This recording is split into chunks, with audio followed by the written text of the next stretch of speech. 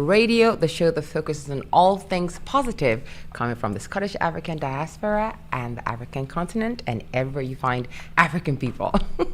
I'm Bennett Briggs McKinley, BB, and as always, I will be your host. We have another wonderful show planned for you. I'm so excited about this one because while we were writing the show, some breaking news came through, so there's so much to talk about today. I'm here, Baron's here. Baron, you ready for today? Yes, I am. Absolutely. Okay. So what we're going to do is remember to tell you that you can join the show at any time. Okay. So all you have to do is either leave a comment on Facebook. There's a live chat right now on the YouTube channel, or just call the number 0141 530 2787. So 0141 530 2787. If you hear anything and you want to give your opinion, you want to ask a question, you want to comment about it, you want to fight about it, go ahead and call the number. We're here to talk to you and we're very happy to take your call. Right. Any other way, you can find us on all your social media, Instagram, Facebook, wherever you get your social media, you can find us by just typing in Jambo Radio in Scotland. And there you are. There you'll have us to yourself, access, and you can always, you can listen to the show, you can listen to the music and all of that. So to start us off, what I've done today, Baron, you know what's going on today with the music? It's all Ira Star songs. Yeah, I noticed there. I just decided today is an Ira Star day. Don't ask me why, but we're going to do that. So we're going to have all her music throughout the show, just interspersed within all the stories, and we're just gonna have a great time. So we're ready to start the show. Before we do, let's just get you in the mood with Ira, of course, and here is her classic, Away. See you in 2 minutes.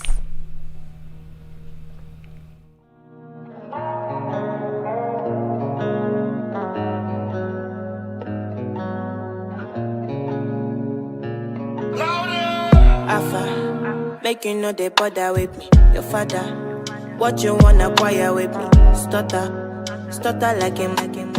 I do not like it when you call me. When you be the flex, with them girls up peace, you the flex. You can't the vex, on top saying no one stress, yeah. So when you gonna understand, you can never be the man I stand. You can never be the one for me.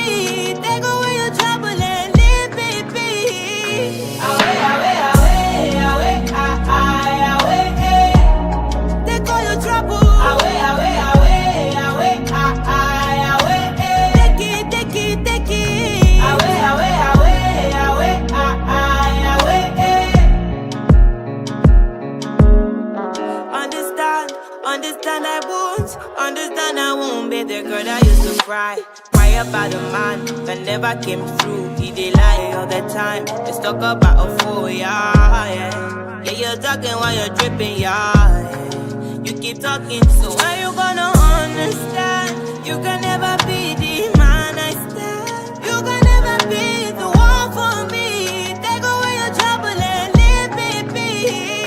Away,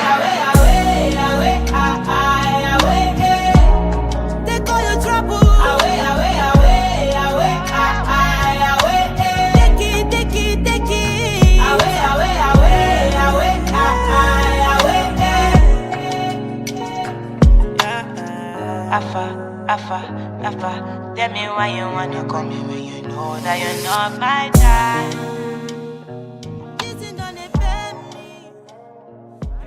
We're back. That was Away by Ira Star. I hope you enjoy that. Just to set the mood to start the show. Right, let's get a bit serious now. But Baron, we're going to do American politics again because things are heating up. You hear that Kamala Harris is has kind of like drawn ahead of Donald Trump in the polls? Yeah. Yeah, so let's talk about it. It's not all plain sailing though, but let's talk about it. So there are fewer than 10 weeks to go until the US election day, and most of the surveys conducted after President Joe Biden's exit from the 2024 race, after the Democratic convention, and after the other independent Robert Kennedy Jr. dropped out of the race, have seen Kamala Harris with narrow leads all over the country in key battlegrounds. So that's compared with the polling that mostly showed Trump with a narrow edge before Biden's departure. However, almost all of Harris's leads are within the polls' margins of error. And given the errors of 2016, especially in 2020, a candidate holding a 1, 2, or 3 point lead does not necessarily guarantee victory, okay? Nationally, however, almost every recent survey shows Harris is doing better than Trump by a handful of points. And the latest Wall Street Journal polls find that Harris is getting support from 48% of registered voters, while Trump is getting 47%. Okay, and that's still within the margin of error.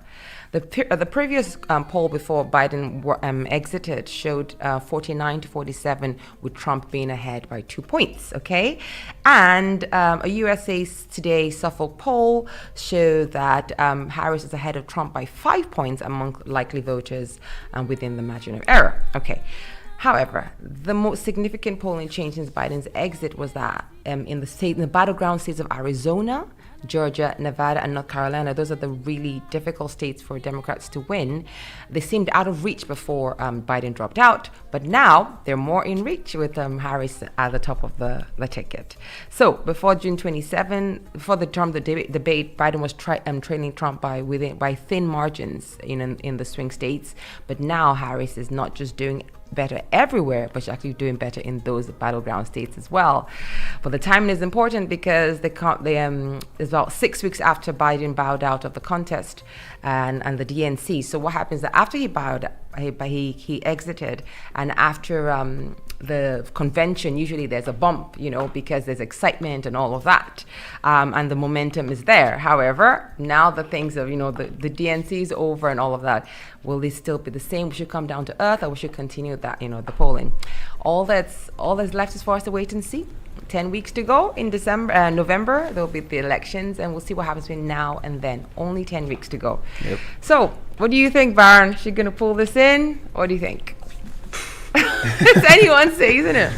I don't know. I'm just here to observe. It's super exciting. The fact that he's still polling at 47 with all the gaffes and all the crazy stuff he says on the campaign. And he doesn't say it silently or secretly behind closed doors. I mean, he says it in the open, and all the mistakes his campaign has made, and all the underestimating they've done, and all the information on Fox News, and his disaster of a VP choice.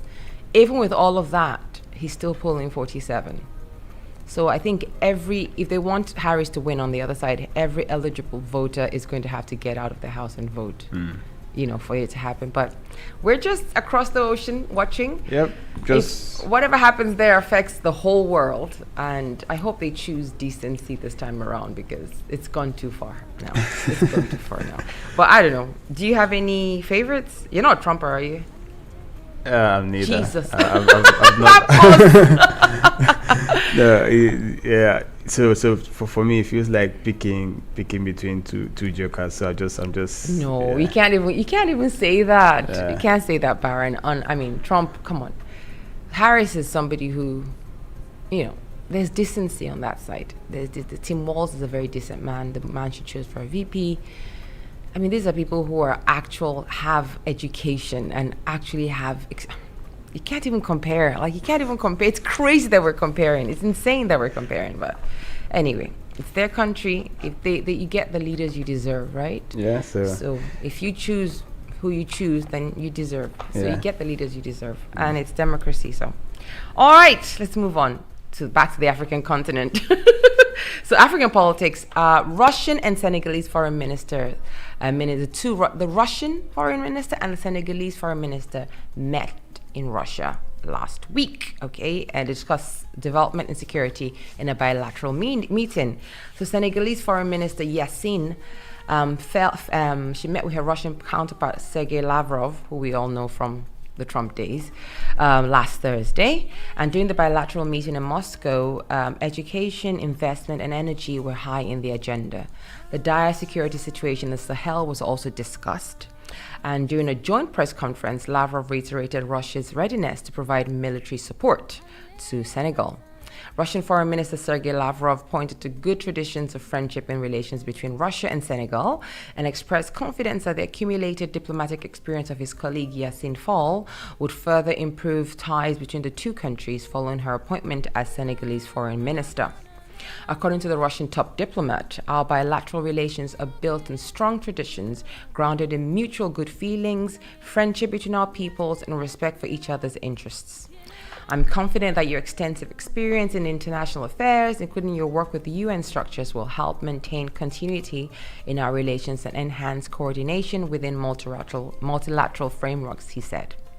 Lavrov also stated that Russia wanted to congratulate the people of Senegal on their recent presidential election, which led to Bassirou Diomaye Faye being elected as a new head of state, and President Vladimir Putin was among the first to offer his congratulations. We also appreciated that President Bassirou Faye sent a message to Vladimir Putin during his recent re-election as president of the Russian Federation. Russia is ready to assist Senegal and other African countries in strengthening the defense capabilities and improving the anti-terrorist readiness of their armed forces and special tasks services. According to Russian news agency TASS, Yassine Fall called for the mutually beneficial cooperation in the sphere of mineral fertilizers and exchange of technologies. And a Russian-Senegal business forum is set to take place in October. That's next month. Wow, so what do we think about Senegal and a lot of West African countries sidling up to Russia? Is it a dangerous tactic? Is it strategic? Is it removing one bad thing and replacing it with another? Yeah, so I think that's accurate. So it's almost like I hope it's not going to be the same with China, where we now have African countries in debt. Yeah. So in a way of breaking the chain with another master, and then you get attached to another. But this is even worse because they're trying to provide us help in the military sphere. Yeah. Which is the American bases we're all there for, and the French bases and all that. Now they're taking out the French. People like Chad are trying to kick out the Americans. And now Russians are offering now, their services. Yeah, you kick one out and then invite another. So it's still the same thing, but it's just that it's another pair of hands. But hopefully they have like a better partnership. I don't think so. That's all we can hope for at the moment. I don't know if it's better because it all starts out fun and games and rainbows and unicorns until the real face shows. And some people like Russia have proven in the past, once they get their tentacles in, it's almost impossible. Look at, they're taking over somebody else's country. Yeah. An entire country they want to take. So how much more, if you invite them in. But, we'll see what Senegal is doing. They're not the only country. A lot of African countries are doing the same. They're not the only ones. I hope Nigeria we have enough problems of our own. We don't need. We've always been kind of America-centric when it comes to things like that. Anyway. Yeah, America and Great Britain. Yeah. And then now we are now in the state of blah blah blah as well. So you can. Yeah. And we have problems with the Chinese mining rights in the country as well. And then the thing with China as well, the conflict as well, where they're now seizing assets and putting some on auction as well. So it's just embarrassing. But the thing is, when those agreements were signed, they were signed under extremely bad faith, and now we're trying to walk it back. That's what happens when your country is not in a good place with leadership. Things are signed and things are decided that are not for the benefit of the people, and then suddenly you realize it, and then now you're trying to walk it back. But they're very clever in the way they do things. Nigeria is strong. So I think we might survive it. We might be able to strong arm our way out of it. But I worry about other African countries who don't have the same, structures as we do. True. Okay, it's a positive show. So here is Rush by Ira Star, and we'll be back to talk about the hottest topic on social media, and now all the news outlets have picked up internationally. This is crazy. You know what we're talking about. You know what I mean. We're going to come back and talk about it. But before we do, here's Ira Star, and we'll be back. See you soon.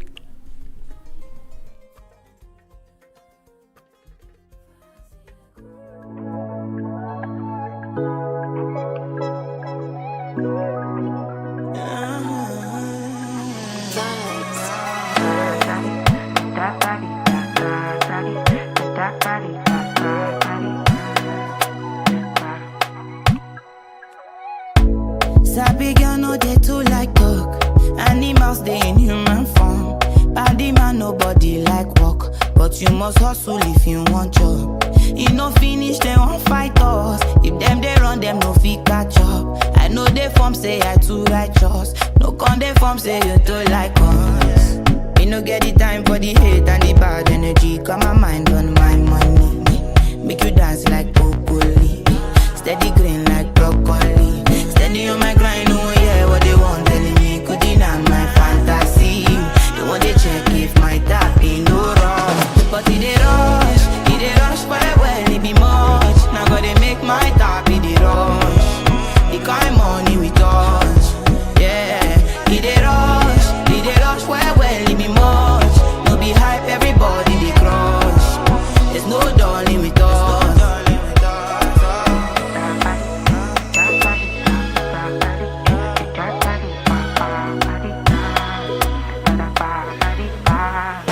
For me, Jack Bata, I dey go Ghana.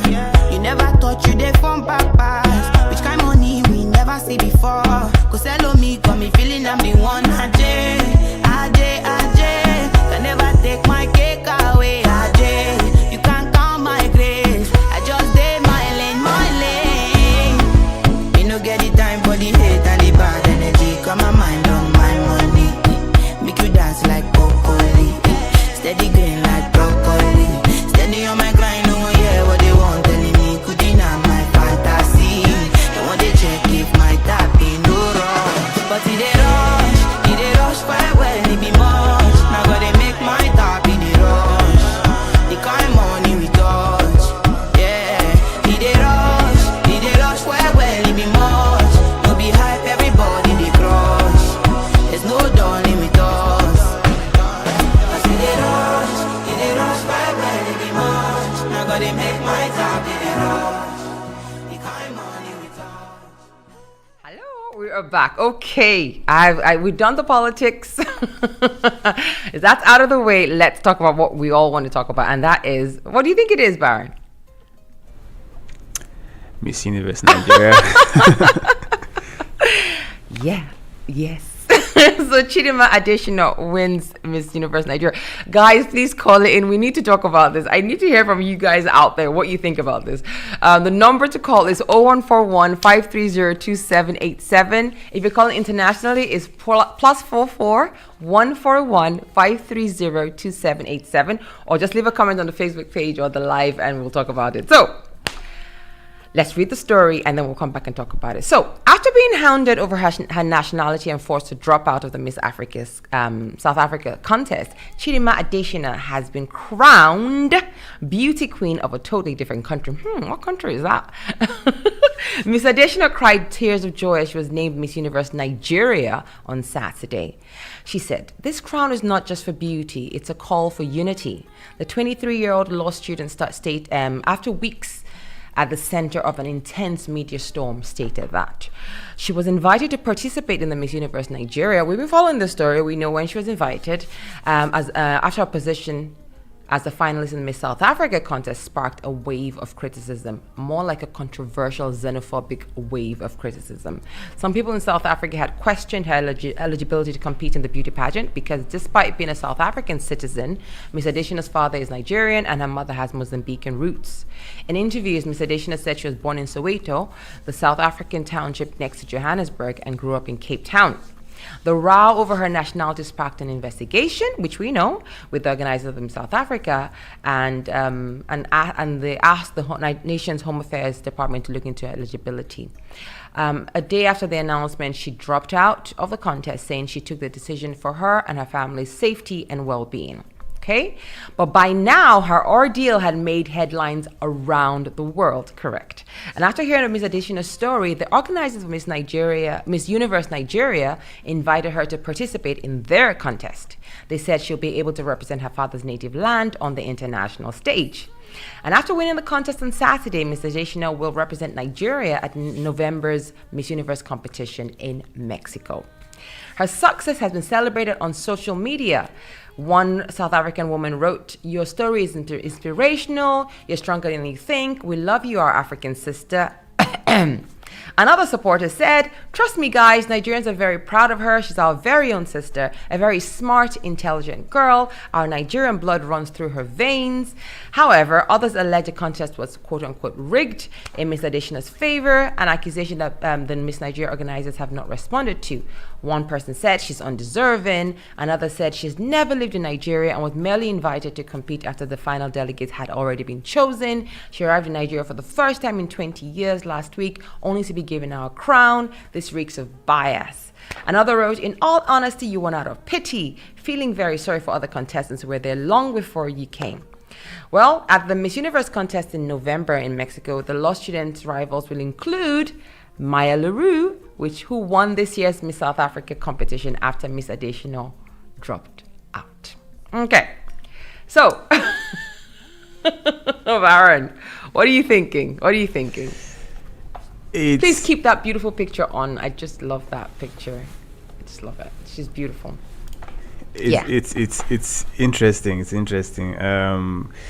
People have very strong opinions. Yeah. And very weird things are happening in South Africa because the South Africans, after hounding her out, are online going, "Oh, our South African sister has won," and mocking and all that. They're still doing all that mocking stuff. Some of them are Yeah. So first they should just pick a side, and then for people that don't really like Nigerians or want Nigerians in their space, why are they really involved in Nigerian things? So involved in and the fact that they're calling her our South African sister, they're just being so. In fact, they took pictures of when they have in the camp where they just sit down and they talk. They're giving you numbers, and they took pictures and they're saying, "Oh, look at the setup and it's terrible." So local and I'm like, "Oh my God, you guys are really busy here." Anyway, I think this is incredible because what I think is. Now the story is so international. I mean, I woke up this morning. Last night it was only, I think, the BBC and some Nigerian outlets that had the story, and of course it was on Twitter. But I woke up this morning and it was the Guardian, the Times, the Telegraph. Everybody has picked it up. Everybody. So this has gone international. By the time she gets to Mexico, you can't buy this kind of publicity. You can't buy it. By the time she gets to Mexico in November, her story will be already on the world stage, and it's possible that this could push her further because we don't know anything about the other contestants from the other countries, And then she might just be an advocate for for xenophobia and all that. For unity. Yes, she can really take this if she wants to. What do you think about people who say it's not fair to the other contestants? I don't. Well, it's their opinion. So, but how many people actually followed the whole event throughout? It's not just you seeing the winner and then it's not fair. Oh no, they're saying Miss Rivers was really gorgeous. She was very well spoken. She should have won. That she was really really nice. Like she was like, if Chidima wasn't there, that would be like whoa. But the thing is that I'm not taking anything wrong. I'm sure she's amazing. It's just now this kind of publicity, like. It's incredible for Chidima, the wave and the fact that you said the platform she could have, on anti-xenophobia. And she's gorgeous. Like, she is beautiful. So it's not like she's not good looking and she was just put forward. She is gorgeous and she has this platform already. What do you think? Yeah, she's won, so I still believe it's fair. It's fair. I wouldn't say it's unfair to the others. But of course, everyone has to work hard. She's worked to be there as well. Yeah. Like every other person, she's worked to be there as well. So I wouldn't say it's not it's not fair. And are you happy with the fact that the country invited her to join? Do you think was emotional if she hasn't lived in Nigeria for 20 years? I mean, we've had people in the past who have come and competed. What's her name? Patty Bilay's daughter grew up in the UK, and did she win? Emma, I think she won, didn't she? And she had never lived in Nigeria. She grew up in the UK, came to compete, and she won. So it's happened. We have form for it. There's form for it. Yeah. So people have questioned her nationality as well, but she has a Nigerian father, so I'm sure she's eligible to. And that's good enough for us. We don't need anything else. Yeah. Like, it's not like, it's just crazy all over the world. We're all trying to like say, oh, if you're born somewhere, you belong there. If your parents are from somewhere, you have a say. Yeah. Footballers who play for different teams. Exactly. You see, if you have one grandparent who came from Wales, you can play for Wales and stuff like that. So why is South Africa so cagey when it comes to... You see athletes as well in football, they trust they come as well. Or when it's time to play for what's the African Cup of Nations, AFCON, I think. Yeah, AFCON. You see people who are like, they never grew up in their parents' home countries, but they're representing those countries. Senegal, Nigeria, Mali, all sorts of countries, and they're representing them. So why are we so cagey about it? Why was South Africa so closed off about this? It's very sad in a way, but in another way, it's great that she's shining a light on this. She's a beacon for this, and the fact that she's stunning, absolutely stunning, does not hurt at all. Yeah, and again, I saw some tweets Comment. as well. People telling her to stay away from Flavor and Aberdeen, and also stay away from Emmanuel Eminike as well. No, listen, she's 23. Flavor, please. She's 23 years old, sir. Oga, uncle. No, I think she's going to be just fine. Yeah. And Nigeria is going to take care of her. And I love the fact that we stepped in and said, you know what, if they don't want you, we want you. You're our sister. Come on through. And she came through, never been to the country since she was like, 3, 4? And we welcomed her. And not only did she get a chance to compete, she's won. So she's literally going to Miss Universe with the platform already built in. You can't buy it. You can't make it up. It's wonderful. Congratulations, Chidima. Then speaking of athletes, did you see the South African athlete Okon? No. You've not seen it? Okon. No. Tell me. So I think he won a medal. I'm not sure which competition. Have they started again with him? Oh my God. Not yet. They've not started. Okay. Oh, that one they'll like now. They will like that one. It's sports, isn't it? So we're just saying, so pick and choose. He doesn't have a South African name. So what are you saying now? What are you saying now? We pick and choose. I saw some boys doing a TikTok about being Southgerian. So they're South African, Nigerian. I'm Southgerian. Of course I'm this. I'm Southgerian. And South Africans were losing their minds in the comments. There's no such thing as Southgerian. We're born and raised in South Africa, but their parents are Nigerian, so they're Southgerian. It was a mess in the comments.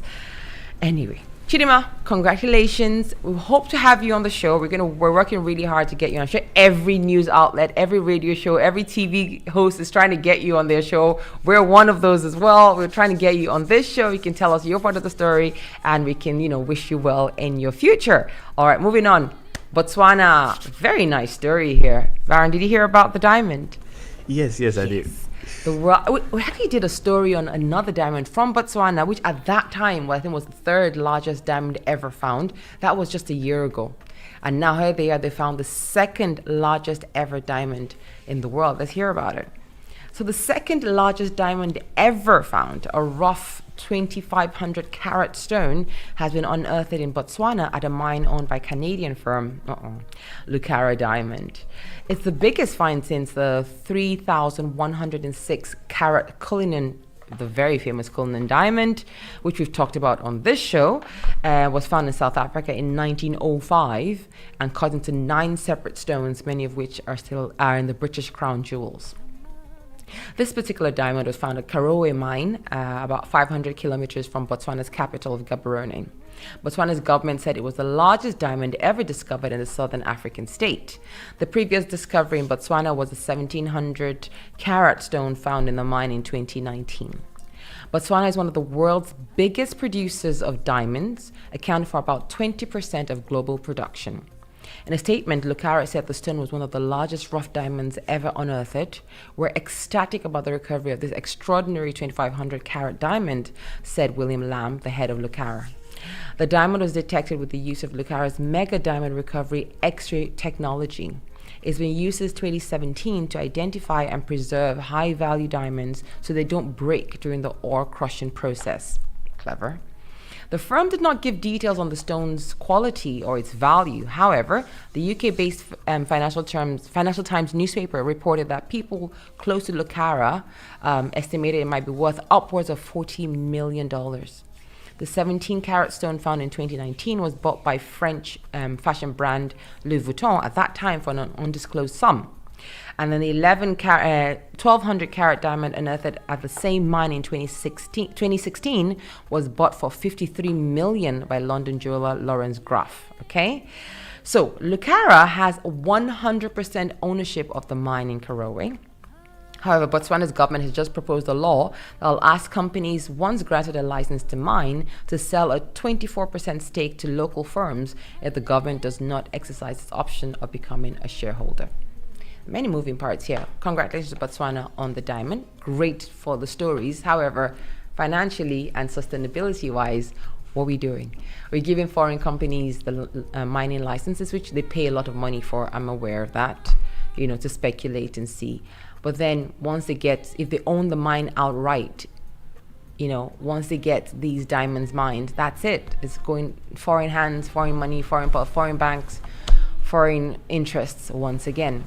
I'm aware that the Botswanan government have a stake in most of the foreign mines, right? You get a stake in it, but it's not the same thing as, partnership. What do you think, Baron? Same old Africa again. Making the same mistakes again. So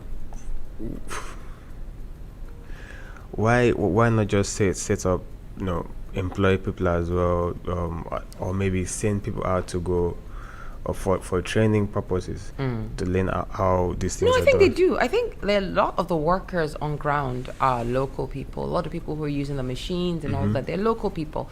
They're hired, they're trained. But I'm talking about ownership, owning a mine. I'm sure there's some companies that own mines who are Botswanan and South African local, right? But they also give mining licenses to foreign companies, which they've always done. To be fair, if you come with a proposal, you have all the machinery, and you come and tell the government, listen, we'll do this to get a stake in it and all that. Why not? If they're selling mine licenses to other people, yes. But then I think how the setups are work when you find something this big, this incredible, and it goes out of the country, that's an issue. That's a problem. I don't know. Maybe just my lack of knowledge in the field on that side. But still, is it cheaper to just have a mining company just come and set up, or would you rather you have the resources, just buy the equipment yourself and then set up, is your own companies, is the state owned company? I think they have a mix. So I think they do have local companies, who mining companies that are owned by local indigenous Botswanans. They do, but they also have foreign companies as well. So when foreign companies mine, and to get these licenses is not cheap. Don't get me wrong. These countries are selling them at a very high premium to these foreign companies. It's just that you're regular mining, you get diamonds here, this, that. But when you get a find like this, the fact that it doesn't get to stay in the country, or they only get like a stake out of it, doesn't benefit the country because you sold the mining license, But mining is speculation. You don't know what you're going to get. You can mine for 10 years and get just a few things. You can mine for 10, hours and get something incredible. It's speculative, True, yeah. It's all about speculation. So once they've bought the license, they're allowed to, to mine because they've paid for the license. So it's basically gambling then. It is speculation. It is. It's speculation. And then once in a while, something like this happens, and it's like, whoa, we made a mistake. Maybe we should. This is better. At least they paid for the license, right? Yeah. Unlike the Cullinan, the Cullinan diamond, the story of it was found in South Africa in 1905. Massive thing. And then they just they shipped it to England to give it to the king. To the king, to say, oh, king, we love you. Yeah. You're our king, and here you go. Because South Africa was not independent, was not free at that time. So anything they got belonged to them. Yeah. And they just sent it to the king as a gift and said, here you go. And of course, they broke it up 9 pieces. Some are in like the scepter of the queen, the king's scepter. Yeah. One is the giant one in the crown. Yeah. Then other people got their hands in it from time to time. Just gave it away. Just gave it away. Just gave it away. Send it back to their country. Just, and it's still in the crown till today. Just amazing. Botswanans, collect your money. Make sure you collect your percentage of this diamond, because this is a lot. It can do a lot. I mean, it's a very stable country. It's a great country to visit. It's beautiful. People are peaceful. I don't think there's much trouble going on in Botswana. But then you could always have better. They could always have better. So I hope they've signed all the proper contracts that will ensure that they get the most they can out of this deal. All right. If you have anything to say, if you want to go out and speculate, you're thinking of setting up your own mine, who knows what you might find, just call. Let us know about your plans. So if you have anything to say about the diamond being found, it's so gorgeous, beautiful. I saw the Botswanan president carrying it and he was so proud. Do you have a picture of that, Warren? No. He was so proud. Anyway, so call the number 014-1530-2787. You can reach us here anytime and we'll be happy to take your calls. Well, before we go to our next story, here is the beautiful Arya Starr. Again, no surprises there, with her smash hit Bloody Samaritan. See you soon.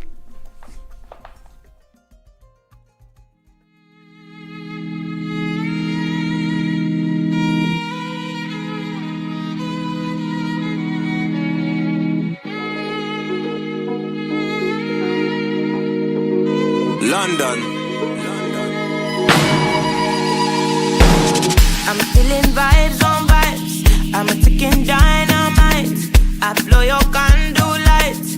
You know I'm just that type. No, them no fit kill my vibe. Them no fit kill my vibe. Them no fit kill. Them no fit kill. Them no fit kill my. Wise man said, follow the stars. There you shall find a piece of advice. If you hit your enemies, enemies shine.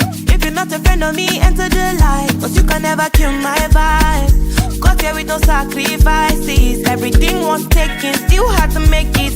Vibe killer, me I no go take shit. Vibe killer, bloody somebody time. Protect my energy from your bad aura. Let my pastor say I be my healer, everything I desire. I go receive my reading, flow like a river. If you get yawa, come on go and sit down. I go just para, come off my jigger. I go just follow my dream. I'm feeling vibes on vibes. I'm a ticking dynamite. I blow your candle lights. You know I'm just that type. No, them no fit kill my vibe. Them no fit kill my vibe. You no fit kill. You no fit kill. You no fit kill my vibe. I see you watching my stories. I see you gauging my lifestyle. I see you watching my movements. This bad bitch bad every day.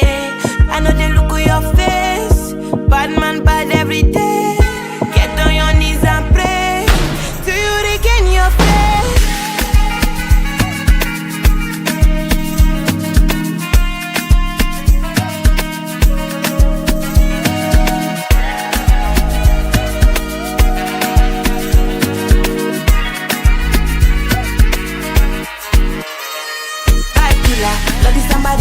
Protect my energy from your bad aura. Let my pastor say I be my healer, everything I desire. I go receive my reading, flow like a river. If you get yawa, come on go and sit down. I go just para, come off my jigger. I go just follow my dream. I'm feeling vibes on vibes. I'm ticking dynamite. I blow your candle. All right, I want to make sure we do our travel segment this week. I'm not playing with that. So I'm going to do one more story and then we're going to do the travel segment. What do you think, Warren? Yeah, let's go. All right, guys, we are taking a boat and we're sailing across the ocean to Trinidad and Tobago, where they've been debating the removal of Columbus statues and other statues. I think it's about time, though. All right, so in the seaside capital of Trinidad and Tobago, Christopher Columbus and other colonial era figures came under scrutiny last Wednesday in a lengthy debate punctuated by snickers, applause, and outbursts. The government had asked residents of the diverse Twin Island nation in the Eastern Caribbean if they wanted the removal of statues, signs, and monuments with colonial ties. One by one, people of African, European, and indigenous descent stepped up to the microphone and responded. Some suggested that a prominent Columbus statue could be placed in a museum. Others requested it be destroyed and that people be allowed to stomp on the dusty remains. One man encouraged officials to round up the statues of colonial figures and create a square of the infamous. But however, the majority of more than the 24 people who spoke and dozens of others commenting online supported the removal of the colonial era symbols and names. It's an issue about how after 62 years of independence, we continue to live in a space that reflects the ideals and the vision and the views of those who were colonial masters, said Zakia Wadada, executive chair of the island's Emancipation Support Committee. Trinidad and Tobago is the latest nation to embrace a global movement that began in recent years to abolish colonial era symbols, as it reckons with its past and questions if and how it should honor it, and demands for slavery reparations grow across the Caribbean region. The public hearing was held just a week after the government announced it would redraw the nation's coat of arms to remove I'm so sorry. To remove sorry. To remove Christopher Columbus' 3 ships, the Pinta, the Nina, and the Santa Maria, and replace it with... What was it doing on the coat of arms in the first place? And replace it with the steel pan, a popular percussion instrument that originated in the Caribbean nation. Others pushed for further changes on Wednesday night. What the heck is the Queen still doing on top of the coat of arms? Please let us put her to rest, said Eric Lewis, who identifies as a member of the First Peoples, also known as Amerindians. Trinidad and Tobago was first colonized by the Spanish, who ruled it for nearly 300 years before ceding it to the British, who governed it for more than 160 years until the island's independence in 1962. The colonial imprint remains throughout the streets and plazas in Trinidad and Tobago, with the statue of Christopher Columbus dominating the square of the same name in the capital port of Spain. Despite its neglect and the square named after it, the island's National Trust calls the statue one of the greatest embellishments of our town, but many disagree. The debate was scheduled to continue soon in the sister island of Tobago, with the government having received nearly 200 submissions overall so far on what it should do. So, Baron, say you were from Trinidad or say you're from Tobago. What would your opinion be if you had been there that night? Yeah, so that definitely destroyed. I'm the one like destroy. Let's stomp on the remains. Yeah, oh, that's awesome. I mean, it's one thing. It's one thing to know your history. Of course, you should know your history. This is what happened. This is it. But to display it and say it's like you're carrying water for people who are oppressed you. You're actually, worshiping the memory of the oppression. Put in a museum. Museums are fantastic. This happened to us. This happened. That happened. This happened. This happened. A statue in a square is glory. Yeah. Is glorification. Yeah. That's why I don't. When the same kind of riots were going on in the States and people were pulling down, controversial statues and Confederate statues, I didn't have a problem with it. Like, it's destroying history. It's not destroying history. Put the history in a museum. People will visit and see. We were just in France this summer. I think I told you about when France slavery museum to show what the France's involvement in the transatlantic slavery. Horrible, incredible art, beautiful art, but horrifying. The stories behind it, and when you find out more, horrifying, and it's there for all to see. You just go in and you learn about it. But imagine they put the posters of the slavers or the statues of the slavers all over the city. That's crazy that it was even done in the first place. It's crazy. And it's not just one or if two. It's like all over the place, glorifying it. Do you know what these people stood for? Put them in the museum. Let's see them there. Also. I was going to say about the coat of arms. Columbus. so basically, Columbus is all over the Caribbean. Just after everything he did, and after everything we know he did, he's on their coat of arms. The 3 ships. The 3 ships are on their coat of arms. What does that say? And the Queen is on top of it. Like, mental. I remember, my dad, in the 90s, there was this movement. In the early 90s to mid-90s, there was this huge movement. So all the streets in Ikoyi and VI were all named after colonial people, okay? So we had Kingsway, we had Queen's Drive, you had Lugard Avenue, you had all the colonial people who lived in Lagos, who lived or the queens and the kings and all that. All the streets in Ikoyi, the most highbrow area in Lagos, were named after them. And then the government just came and said, no, we're not doing this anymore. And they just changed all the names. So Kingsway became Alfred Rowani Drive. Queens Drive became Oroke Drive. Lugard became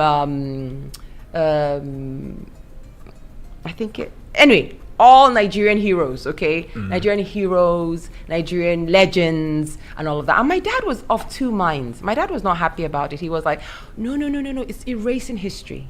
If you do this, it erases history, because when you see here Queen's Drive, a child would ask, why is it called Queen's Drive? And then you get to explain, oh, we were colonized and the Queen came and it was named after her, or this, or Lord Lugard was the governor of Nigeria and that street was named after him, and That it opens conversation and it opens it leaves history alive. And I agreed at the time with him. I was like, that is true. But I'm thinking a bit more, I don't know. It's the same. It's not the same thing as statues. You know, it's not the same as statues. It's not the same as statues of glorifying them. Thank you for colonizing us. It's not the same thing. It is an opener to questions. And the thing is, once you remove that name and you replace it with a Nigerian name, it's not there anymore. It's not like it's two names. You know, it's like Lugard and this. No, you remove that. Yeah. So that story is gone. And for those who were aware of it, yes, it's going to be King's Drive for the next 20, 30 years, because, it was always King's Drive in their heads. Yeah. But once they're gone, new generations, they don't know the story behind it, and that's it. Forever, that's lost. And that's a loss, in a way. I don't know, do you agree or do you not agree? Well, but history is there already. It's not going to erase history, and especially, I think that it's time that people move away from this style of history that was so unfair to them at the time. So you don't have to embrace it. Yes. Yeah. You can write about it, you can read about it if you want to find out about it. Yeah. But the streets being named, it was really pretty names though. They were really, because Ikoyi had like the prettiest names, And growing up, I was like, oh, this drive and that drive, Lugard Avenue and this and that and that. And it was great, it was nice.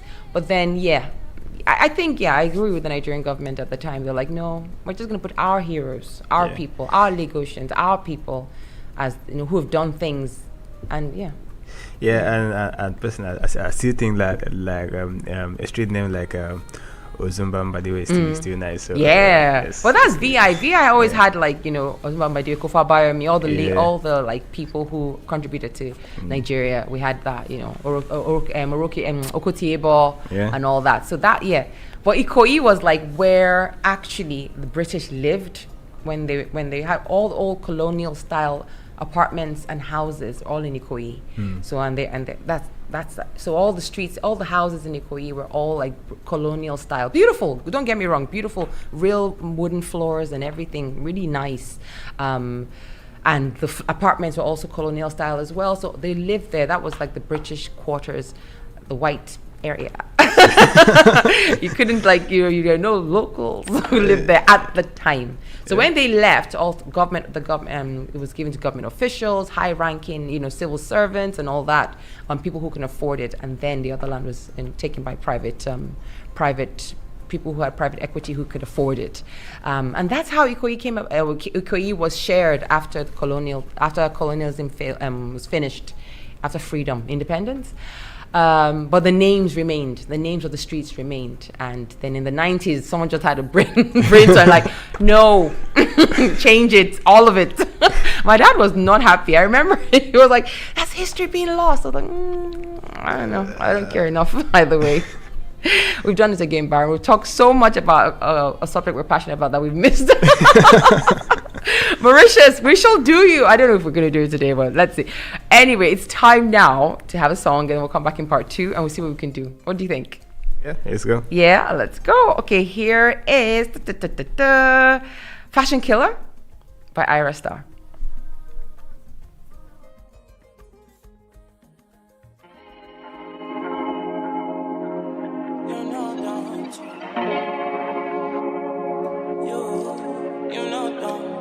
London.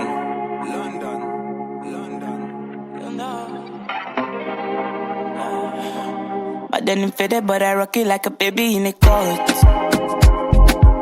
I put the water in the ocean in the city that I'm from. I like the room in the dark cause my blink is a touch. I watch fashion that today in the mirror that I saw. Shaping like a ball, we go ball. Flex to the door. I go set to the front. No return. And when I enter the club, no day my front. Cause me I get it gone. No they do me wrong. Oh I'm a fashion killer, yeah. I got much to live out, yeah. When I pass you shiver, yeah. And my ass got thicker, yeah. I'm a fashion killer, yeah. I got much to live out, yeah. When I pass you shiver, and my ass got thicker. Image, picture a chandelier on my head. I see the diamonds wet everywhere. I know you see me drenched in finesse, in finesse. Oh, resign.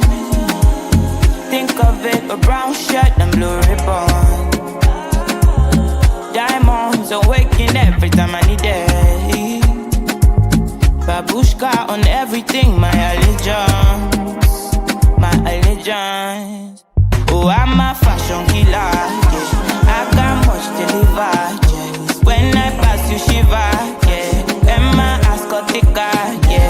I'm a fashion killer, yeah. I got much to live out, yeah. When I pass you shiver, and my ass got thicker. Oh, I'm a fashion killer, yeah. I got much to live out, yeah. When I pass you shiver, yeah. And my ass got thicker, yeah. I'm a fashion killer, yeah. I got much to live out, yeah. When I pass you shiver, and my ass got thicker.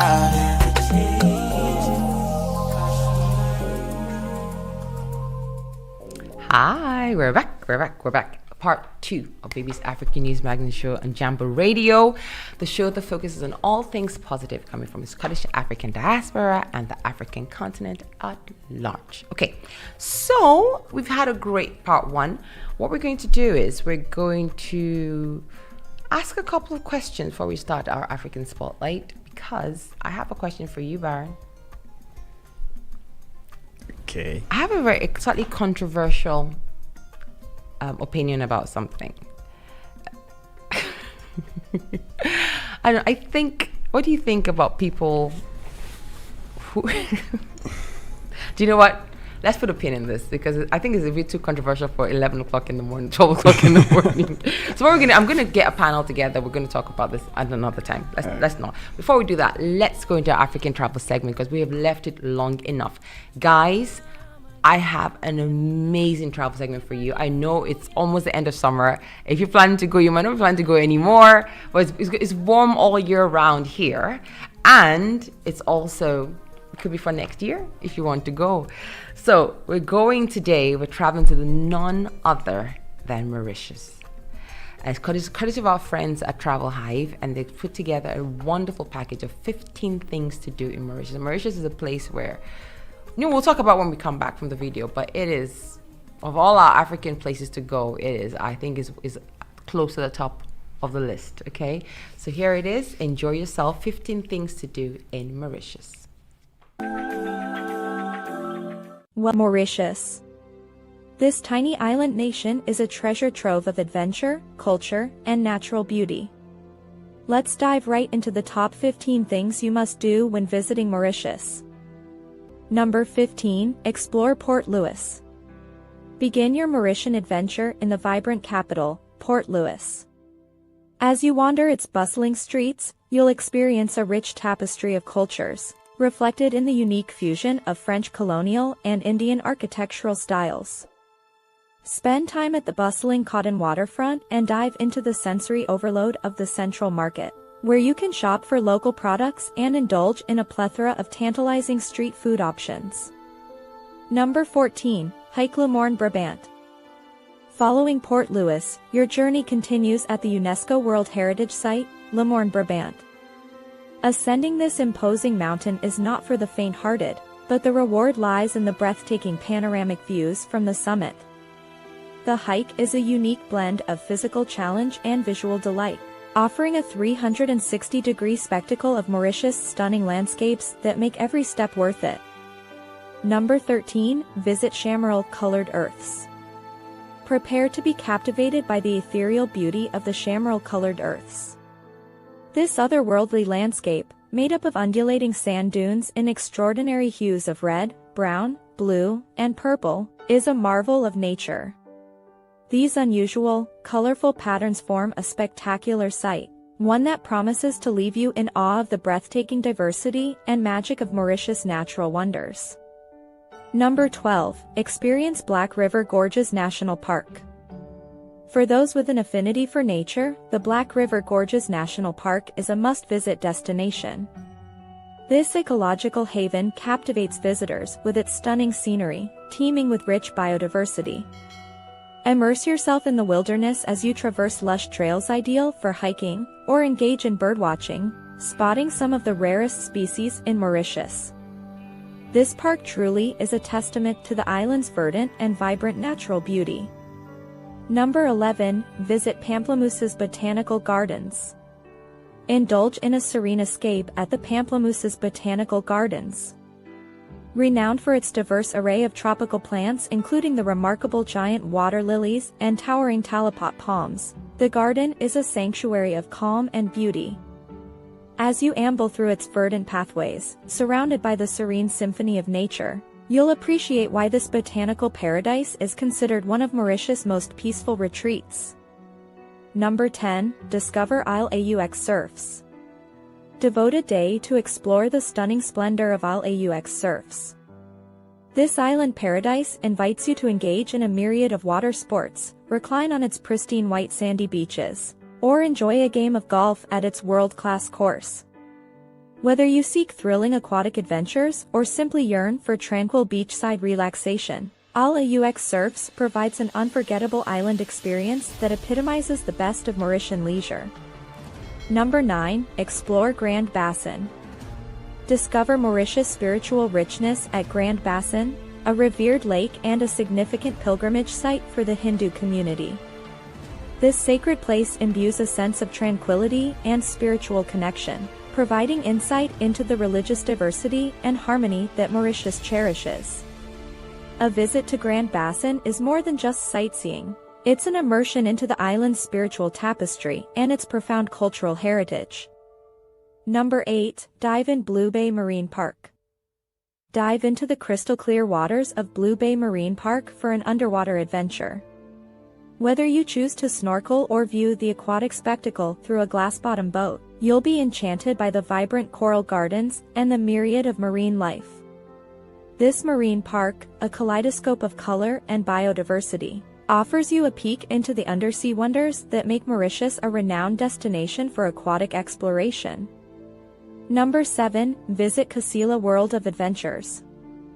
For a fun-filled family day out, venture to Casilla World of Adventures. This nature park brims with exciting activities for all ages. From exhilarating quad biking and ziplining to an extraordinary opportunity to walk alongside lions, there's no shortage of adventures. At Casilla, you'll create cherished memories, surrounded by the natural beauty and thrilling wildlife encounters that define this exceptional attraction in Mauritius. Number 6, enjoy a catamaran cruise. Surrender to the tranquility of a catamaran cruise along Mauritius' azure coastline.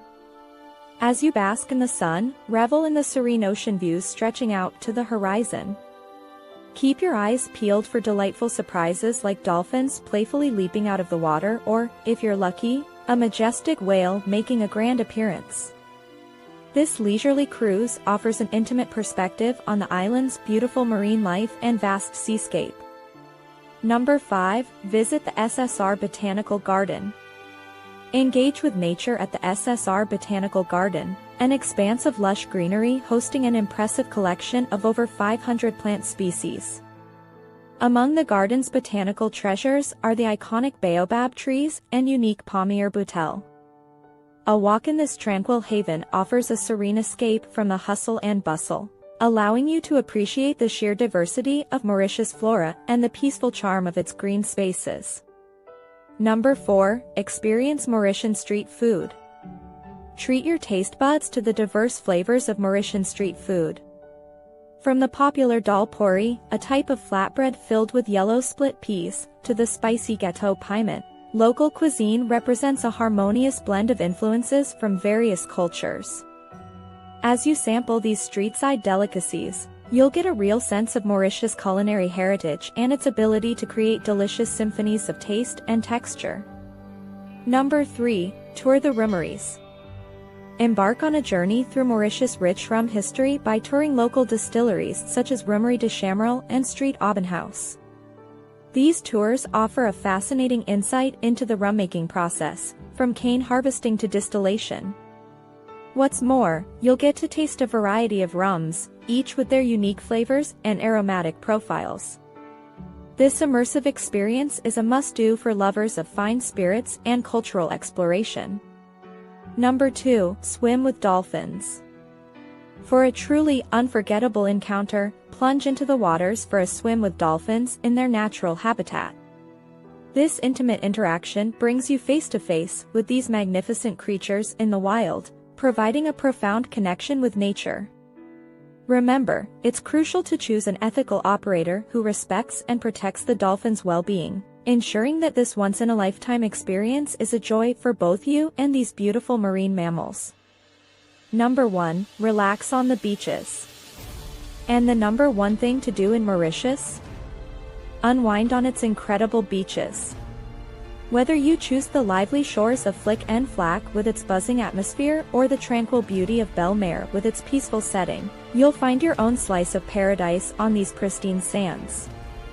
Soak up the sun, listen to the rhythmic lull of the waves, and immerse yourself in the idyllic bliss that makes Mauritius a true beach lover's dream destination.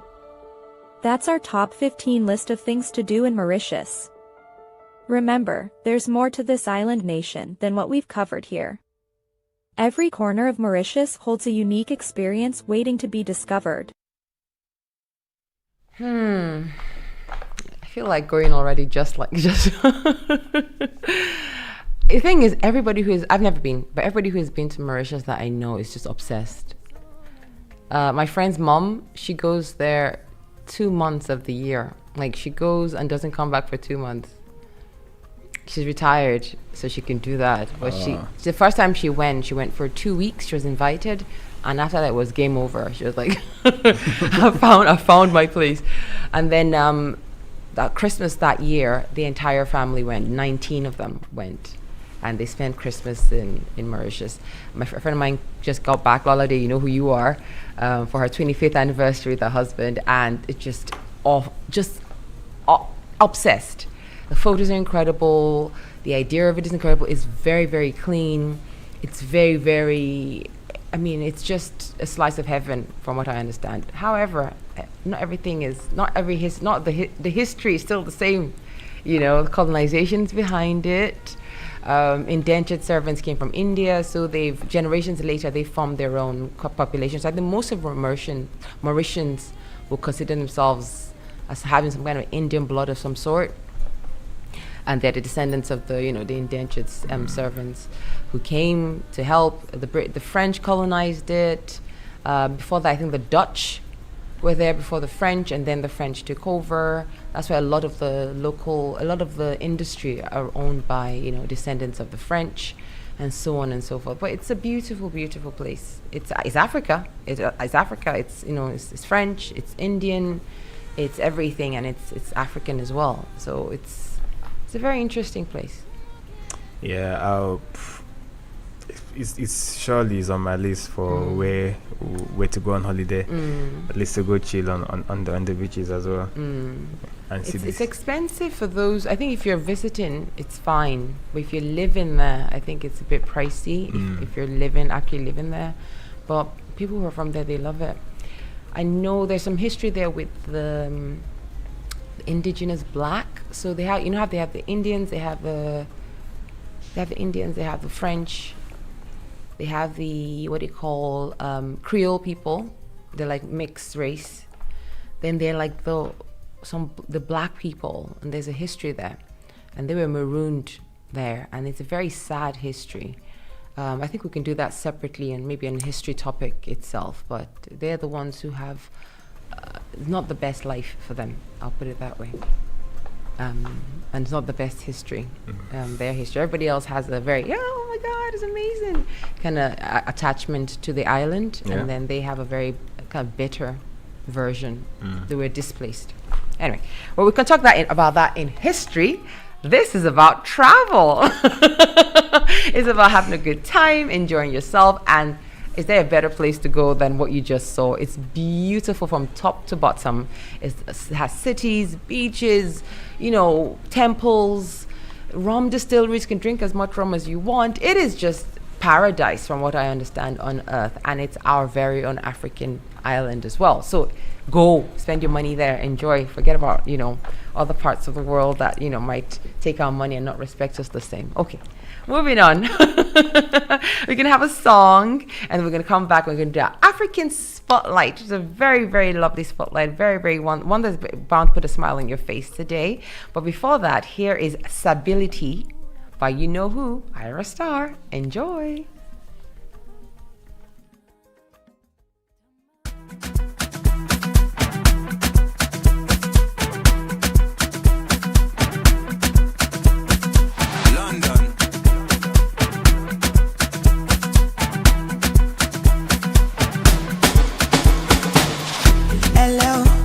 Everybody for you, body just shake pẹ̀lẹ́ o.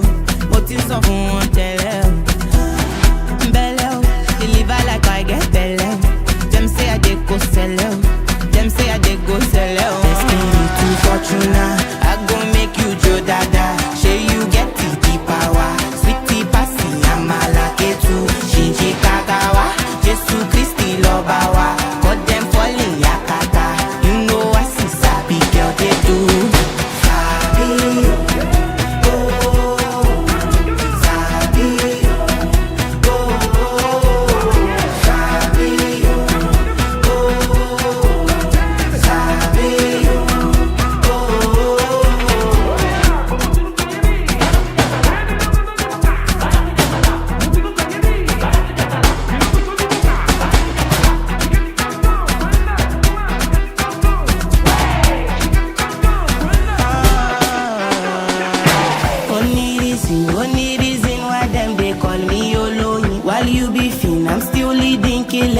I know fitness, you know go fit in my shoes. High fashion, Jimmy choose. Wanna sip something and choose tomorrow. Let's be looking fortuna. I go make you Joe Dada. Say you get the power. Sweetie passy, I'm a lucky too. Shinji Kagawa, Jesu Christi Lobawa. Got them falling yakata. You know I see sabi girl they do. Hey.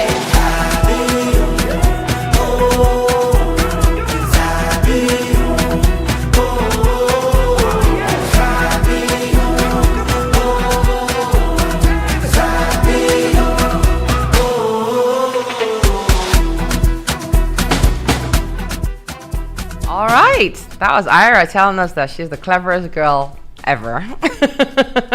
Stability by Ira Star. All right, it's time for this week's African Spotlight, okay? Every week we focus on a good news story or interesting story from the diaspora or from the continent on someone doing amazing things in their community. And this particular subject actually embodies exactly what we just said. So today we're going to be shining our spotlight on Northern Ireland, where former refugee Lillian Senoy Barto has become that country's first black mayor. Can I get a clues bomb, please? Thank you. Perfect. Thank you for the drum roll. All right, let's talk about it. So, Lillian Senoy Bar has made history after becoming Northern Ireland's first black mayor and only the third on the island on the North Ireland island. She was installed as mayor of Derry City and Strabane at a special council meeting last month. Ms. Senoy Bar, who arrived in Londonderry 14 years ago as a refugee from Kenya, said it was an honor to become the first citizen. A crowd of about 300 people assembled inside the Guildhall to watch Mr. Noibar receive the mayoral chain of office.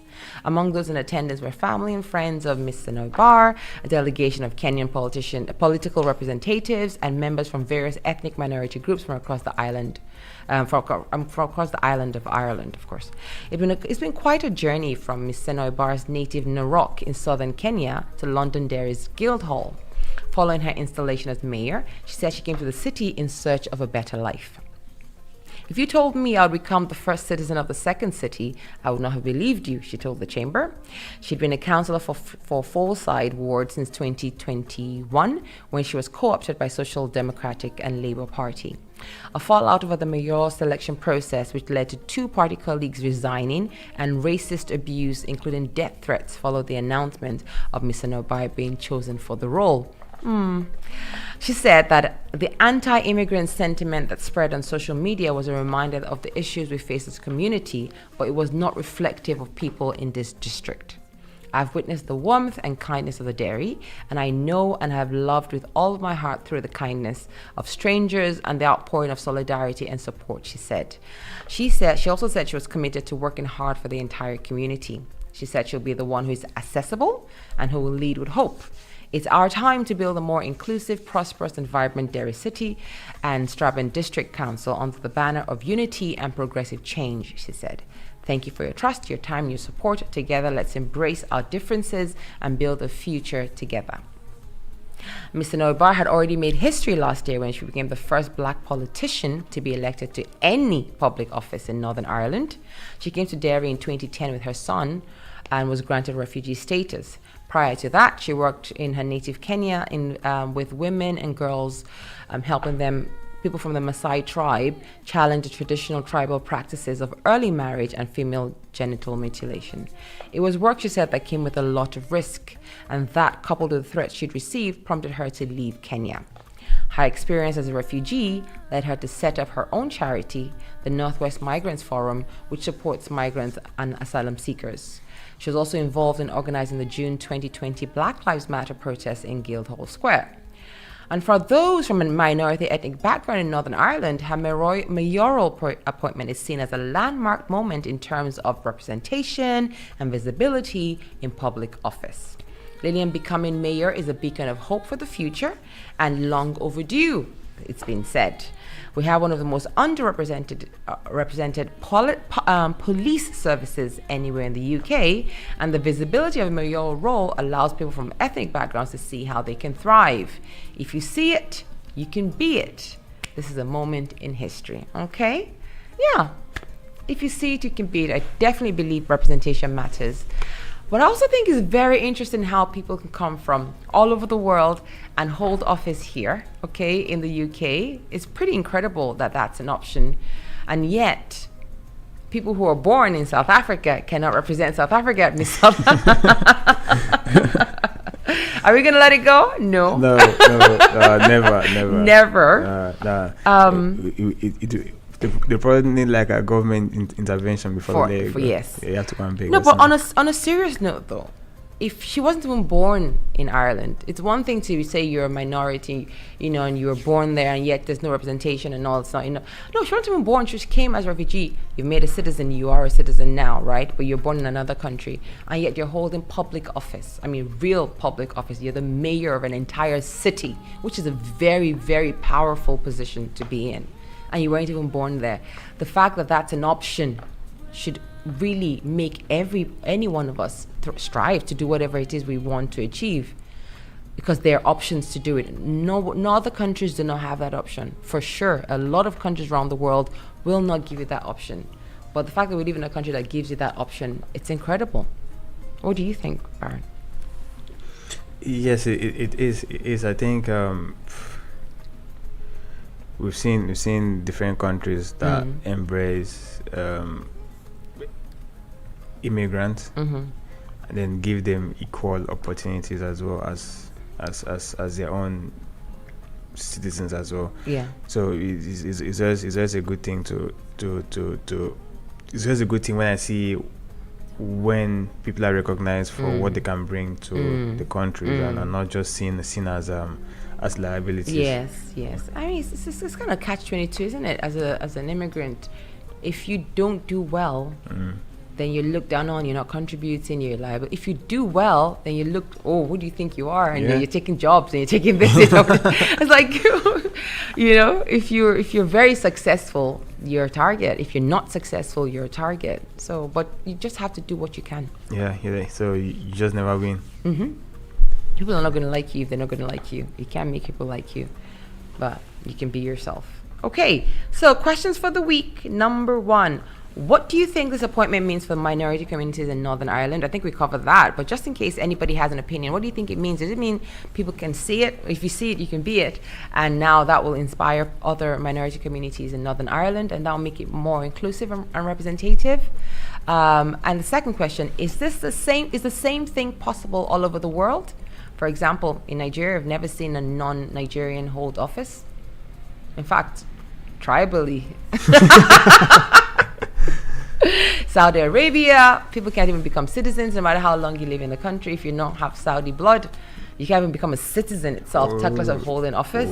I didn't even know that. Yeah, you can't become a citizen. India, tribalism again.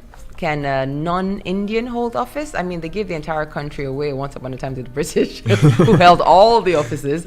But I'm talking about in today's world. Can a non-Indian hold office? And so on and so forth. Countries all over the world. So, in the UK, places like the UK, the United States, France, where else?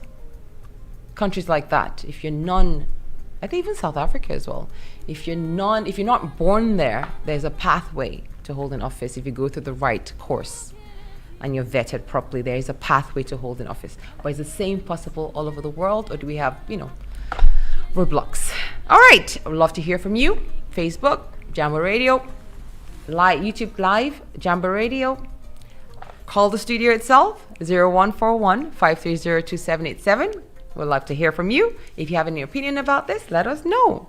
And while we wait for your calls, we're going back to our girl, Ira Star. And here is Rhythm and Blues. Enjoy.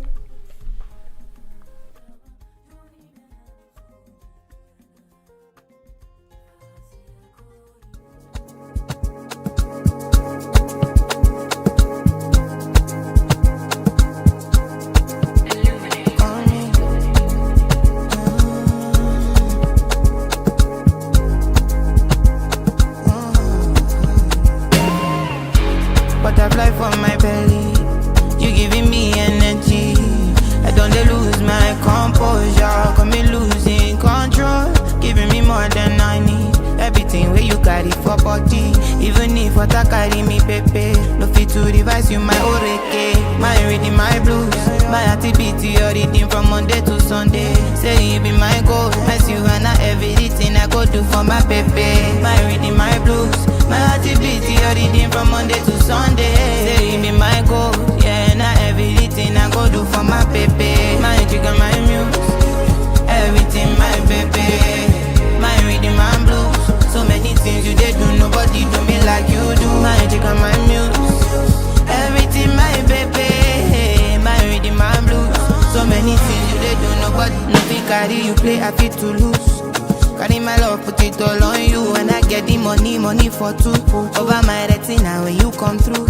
Now you be my personal person. Forget it, that I need blessing. Other guys, you don't teach me lesson. Say not only you ain't no distress. Person a person. My jigger, my muse. Everything my baby. My reading, my blues. So many things you did do, nobody do me like you do. My jigger, my muse. Everything my baby. My reading, my blues. So many things you did do, nobody do me like you do. Carry you for my head, my shoulder. Back up on you, my knees and toes. Now you behind me and no one so bad. Nobody do me. Yo, we're back. Okay, so we just done our African spotlight, and it was on Lillian Senoi Barr, who has become the first black mayor of Londonderry in Ireland, first black mayor ever in Ireland. And we're talking about visibility, inclusivity, and representation. And we came away with the idea that if you can see it, you can do it. Because she was a refugee. She was not born in that country, and she's become a high-ranking politician in the country. Mayor of a city is, as you know, a very big deal. So the questions for the week were, What do you think this appointment means for minority communities in Northern Ireland? And is the same possible all over the world? Because we gave example of countries where we don't think it will be possible for someone who wasn't born in that country to hold any kind of public office. They could be influences on public office.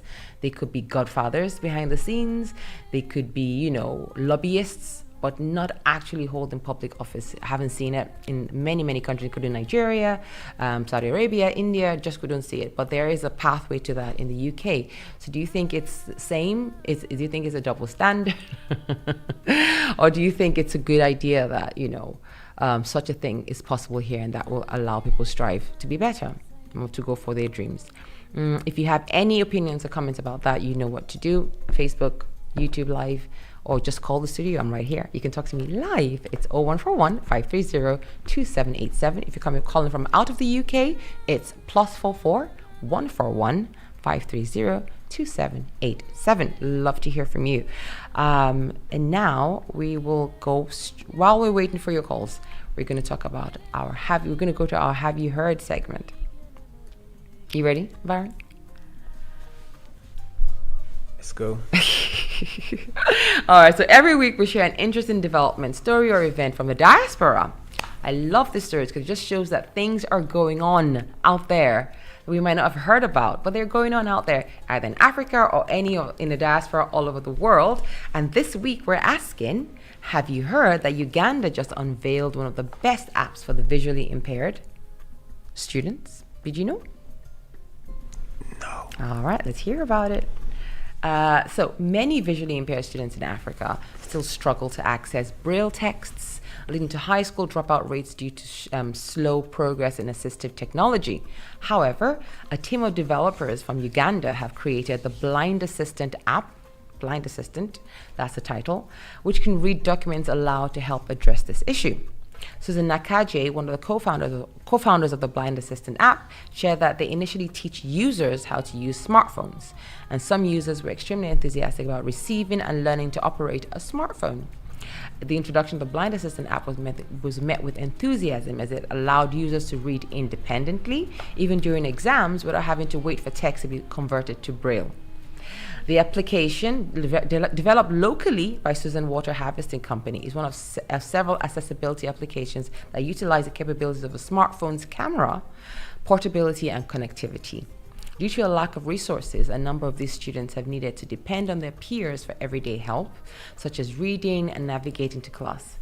Ahmed Mwonge, a visually impaired student, expressed, "It's been challenging to read notes since our peers are often too busy and time slips away. But when I finally get the chance to read, it feels overwhelming. However, the Blind Assistant app has addressed these issues, allowing us to read independently and at our own pace." And 16-year-old Wayna Isabella pays close attention as the instructors guide them, okay? Each student receives a smartphone with some experience in mobile technology for the first time. This innovative smartphone application is transforming the experiences of students with visual impairments and blind students as well. And the head of the special unit at Sao Paulo Kaga Secondary School, Michael Mombo, explained that with the help of assistive technologies such as the Blind Assistant, students can scan text without the need for Braille translation. They use the audio version to read the text and respond to questions, which saves time for both students and teachers during assessments. The Blind Assistant app is, according to developers, majority of students did not have access to such technologies, prompting the development of a local solution. And the app allows students to independently read text in real time, eliminating the need for assistance from peers or from teachers. Following a week of training, visually impaired students at the school were given certificates and new mobile devices to support their studies. And for the time being, smartphones are handed out to students for free after their training sessions. The 2014 census in Uganda indicated that about 250,000 people are visually impaired in that country, with approximately 1,500 of them being school children. So developers in the community are working on solutions to provide over 1,000 students in Uganda with access to technology due to the lack of resources among students. Is that not amazing? Is that just amazing? It is. Pretty incredible. And the fact that they had to depend on their peers and their fellow students to help them and all that, it just makes things so much harder. So much harder. because they're already like at a disadvantage being blind, and then you now have to wait for your friends to help you or for it to be translated to Braille, But now it's much faster, much easier for them. It's a very good innovation. It's always good to see things like this being done in Africa. Honestly, and the fact that they're going to school in the first place, thank God for that. They don't have to drop out because of their situation. But if it's hard, then you can feel like you want to drop out because it's so difficult for you. But then things like this will help you, change your mind. Yeah. And also, man, it's not easy. Also give them a fair advantage. Yeah, not advantage, but like it levels the playing field. It's not an easy situation at all. And I'm sure there are other like similar things in other countries, but it's good that Uganda is putting this in the front, and maybe they can franchise it out to other countries as well. And for now, they're giving them the phones for free and the things for free, but how long will that be? And now when it comes to Nigeria now.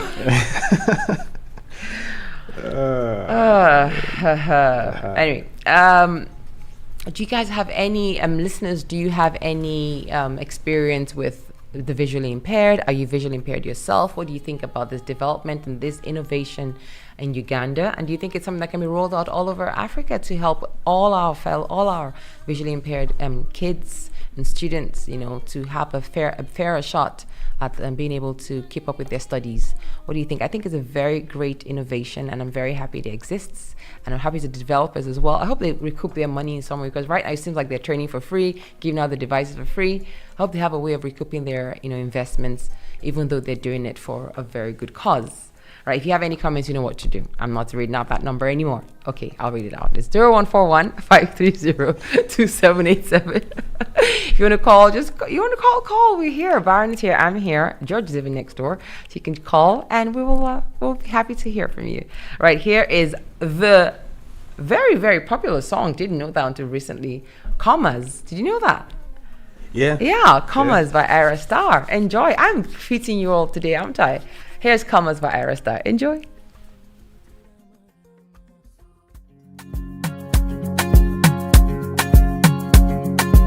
Initiating rage process.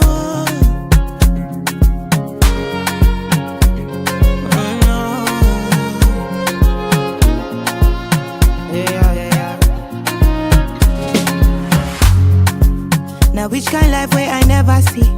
I carry God so I fear nothing. Steady increase in the commas. Original no be parody. It no fit clear for your memory. Whether na winter or summer, I did Papa don't stop now. Living life, see my fire burning bright within the inside me. Smally way they mighty, they never know I color. To remove fine, check and balance everything inside my mind daily. Trust me, you can't fool me. Energy don't got logo, more friendly and conscious. I'm allergic to so I'm not ready for confusion. They're telling me make I show love. Stability on gonna everything a connection. I'm not ready for confusion. Things happen inside life. Try to make I live my life. Dreams come true if not fight the fight, make you no go tired.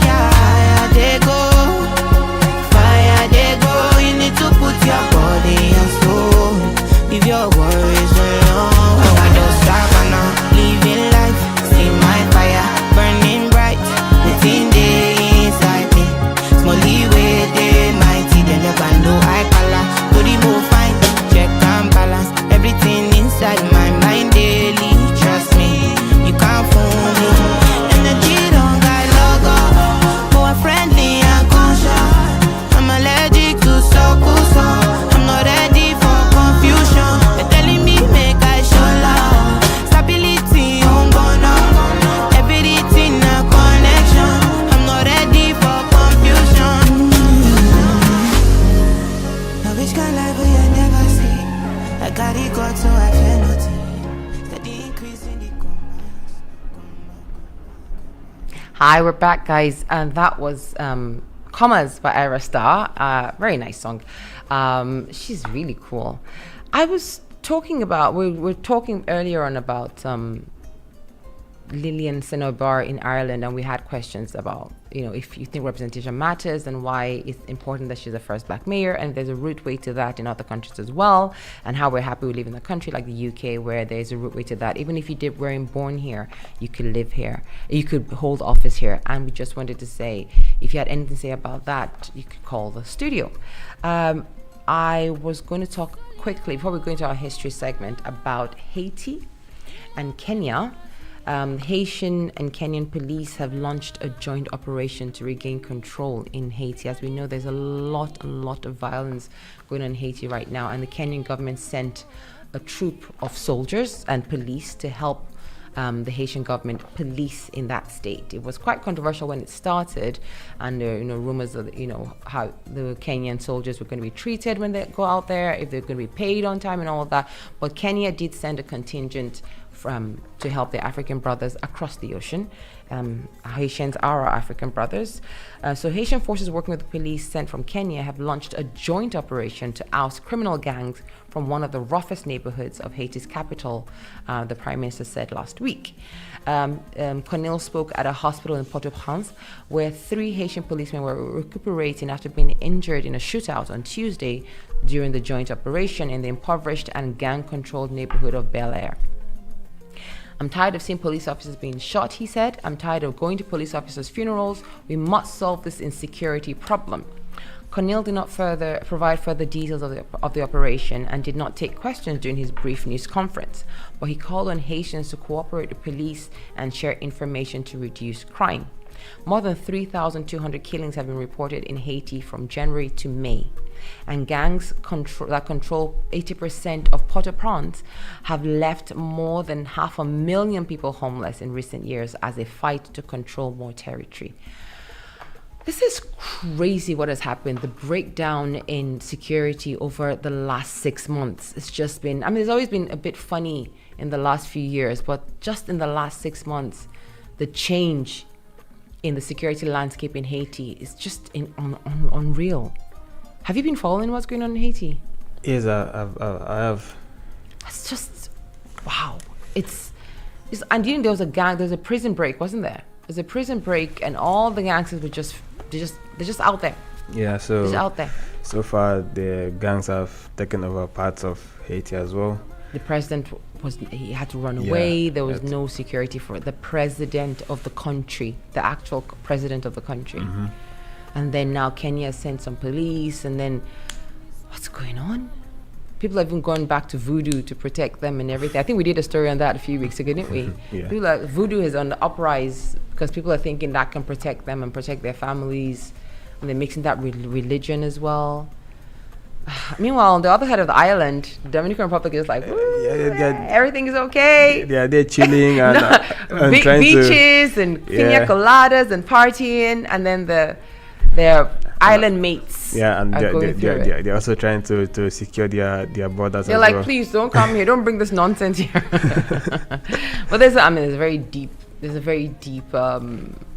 history between the two. There's not a lot of love lost between the two countries, and I think the worst thing you can be in Dominican Republic is don't ask me why. Although it's funny, there's been a lot of oppression going the other way, but there was once upon a time where Haitians were actually ruling the Dominican Republic, so there's a lot of history there, which if you're not on ground, you can't really say too much about it because it's not your battle. You might say, oh, the Dominicans are racist and all that against Haitians, but then there was once upon a time when Haitians were dominating them as well. So a lot. But at this moment in time in Hispaniola, the Dominican Republic seems to be winning, and Haiti seems to be having a lot of problems, which is a shame because they are like a bastion country. They were the first black country in the world that fought its oppressors and won and created its own country, revolted against oppressors, ousted them, won their independence. 1,500 years before it happened. 150 years before it happened elsewhere. So long before America, the American slaves got their emancipation, long before the British outlawed slavery, Haiti was free.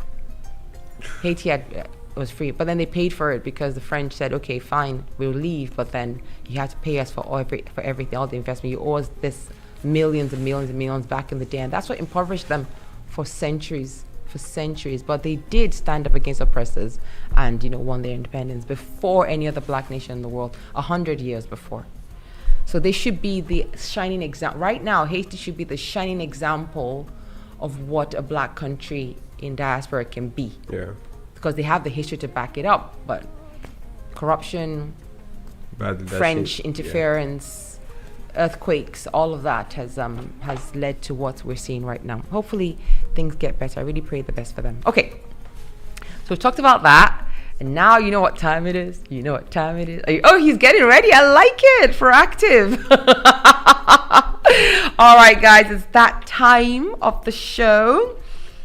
And the moment has arrived. It's time for our favorite and most exciting segment of the show. As always, a moment in African history.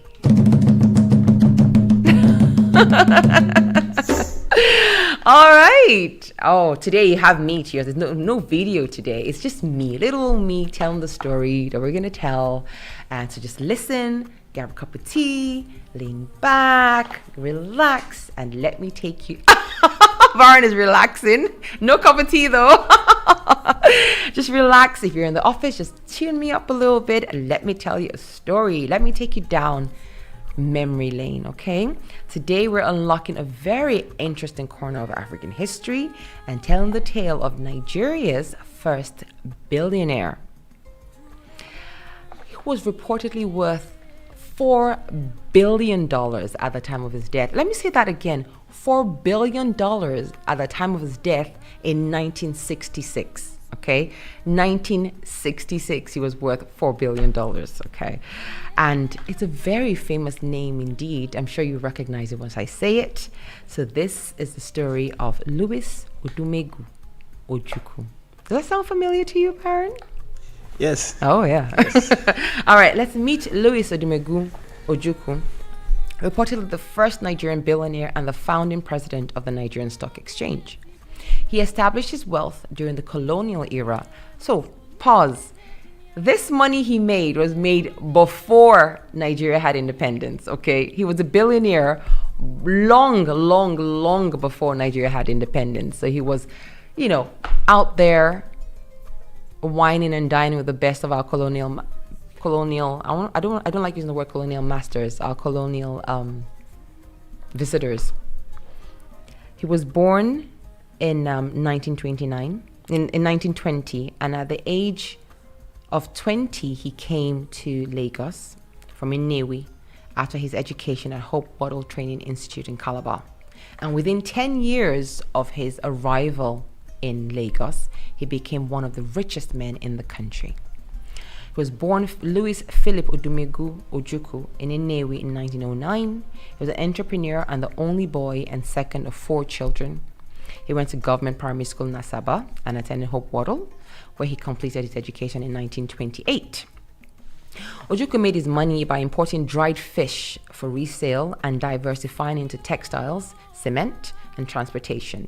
He established Ojukwu Transport, Ojukwu Stores, and Ojukwu Textiles.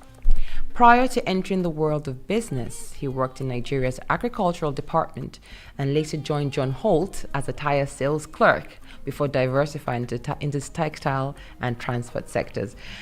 Pause. It seems everybody back in the 30s and 40s who wanted to be anything all worked in John Holt at some point or the other. Because my father's uncle did the same. He worked in John Holt as well and he became very successful.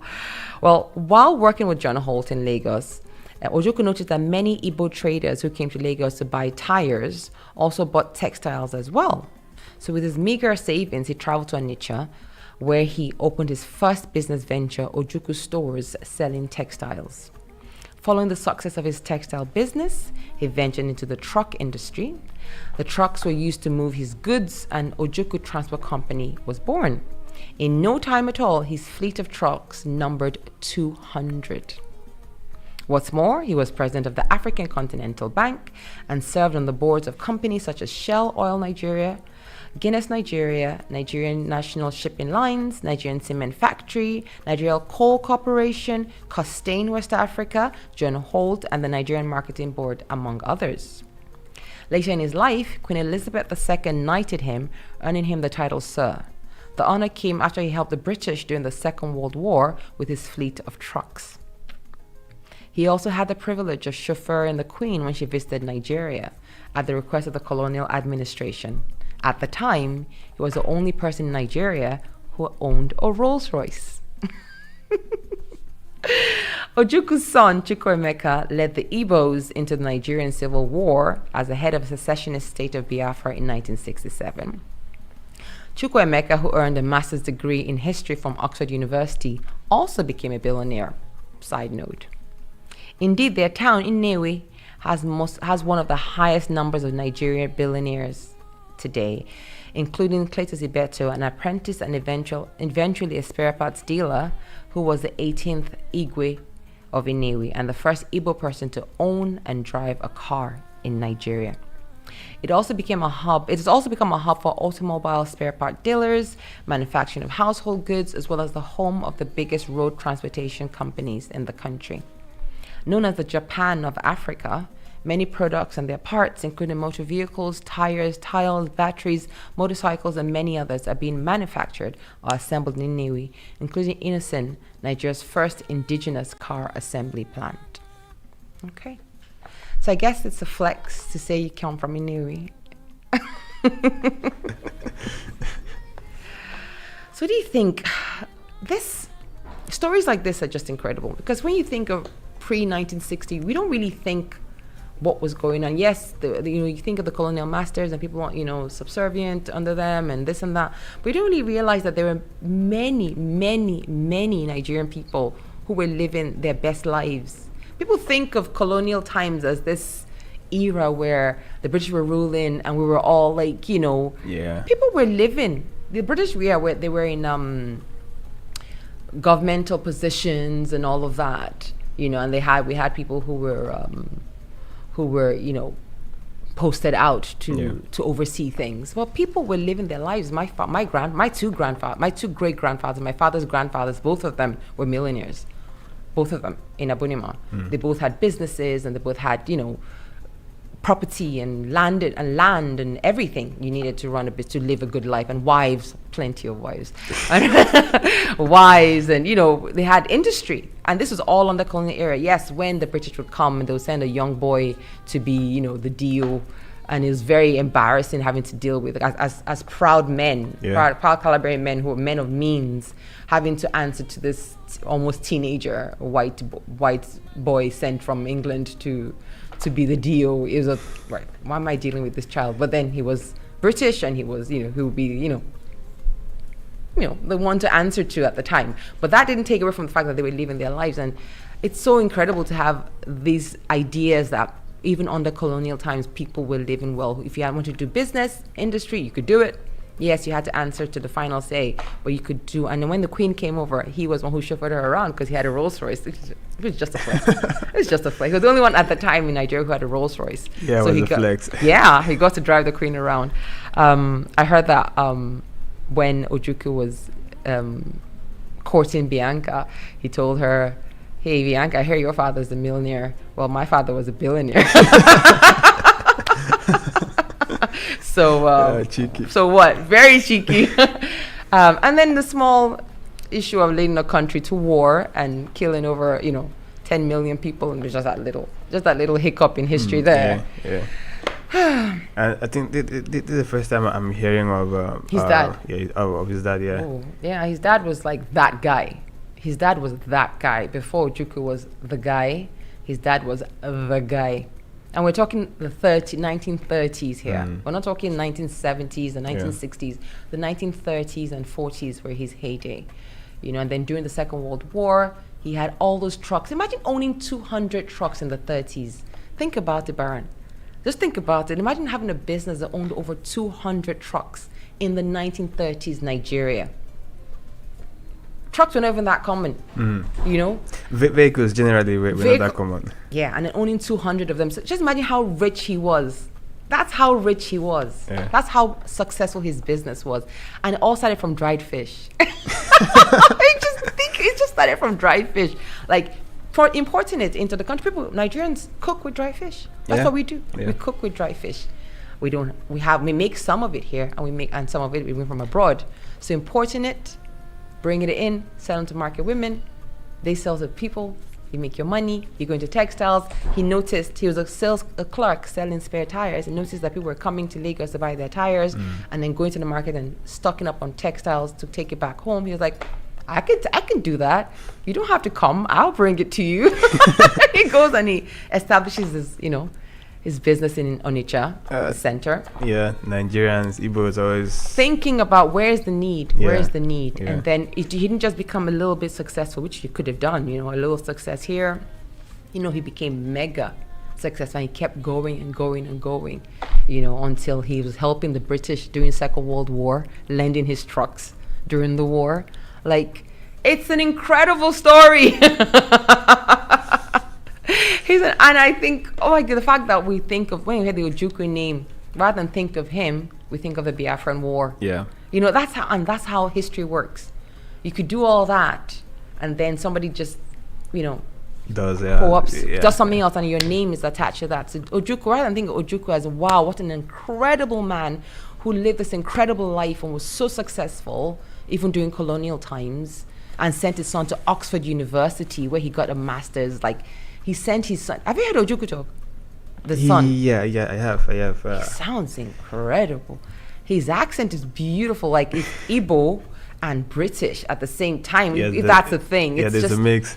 It's beautiful. It's English with, an Igbo man talking, like, gorgeous Igbo voice, and then the British thing going on. Like, Yeah. it's beautiful, and that's how. And then when he speaks, you could almost hear him with the punctuation as well. Yes. Where he pauses. Oh my God! It's wow! Like, yeah, let's go to war. Let's do it. Those guys talking in this voice and telling you, we Igbos are amazing and we're great and we should have our own country and let's leave. And you're like, you know what? Yeah. Yes, let's do it. What? And then 4 years later, we're like, oh God. We'll talk about that another time. That's not the story for today. The story is his father and what the amazing things he achieved. The first African billionaire, the first Nigerian billionaire. And by the time he died in 1966, he was worth $4 billion according to Forbes. That's just mad. It's incredible. Yeah, so that was the story of Louis Odumegu Ojukwu. I hope you enjoyed it, listeners. I hope you enjoyed it. And if you knew the story before today, please let us know. If you did, if this was new to you, let us know as well. I knew Ojukwu's dad was a billionaire, but researching this, I didn't exactly realize just how successful he was until I researched it, and I was like, whoa, that was special. That was very special. All right, what do you think? Let us know what you think, and we'll read it on the next show. Right. Do we have time for a language quiz, or do you want to do proverbs, Baron? I think we still have 4 minutes, so language? Okay. Yeah. Love it. Let's do it. So, right. As usual, you come up with a sentence, and then we'll say it in our languages. Okay. Oh, hold on. Give me a second. I want to call George in on this. George, if you can hear us, could you come into the studio so we can get your own language as well? Okay. If we see him, we see him. All right. So you come up with a sentence real quick. Okay. Yesterday was Sunday. Let's say, did you go to church yesterday? Okay. Yeah. So my language is Amaka uforobasi mpong. Okay. Amaka uforobasi mpong. Amaka uforobasi mpong. Yes. Okay. So uforobasi is church. House of God. House of God. Yeah. Okay. Amaka uforobasi mpong. Amaka uforobasi mpong. Uforobasi mpong. Yeah. I did it. Yeah. All right. In my language, so in Calabar, you say, "I church mu bien." Bien, I church mu. I church mu. No, bien. Yesterday. I church mu. Bien. I church. Can you say it again, please? Bien, I church mu. Bien. I church mu. Saucy. Saucy. We can't say ch in Calabar. We can't say ch in the language. So we say sauce.